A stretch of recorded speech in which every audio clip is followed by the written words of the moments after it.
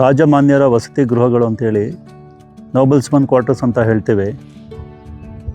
ಇಲಾಖೆಯ ಇಂದಿನ ಅಧಿಕಾರಿಗಳು 1981ರಿಂದ ಸುಮಾರು 15ರಿಂದ 16 ವರ್ಷಗಳ ಕಾಲ ಉತ್ಖನನ ಕಾರ್ಯವನ್ನು ಮಾಡಿದಂಥ ಒಂದು ಸ್ಥಳ. ಇದರಲ್ಲಿ ಸಾಕಷ್ಟು ಕುರುಹುಗಳು ಸಿಕ್ಕಿದೆ.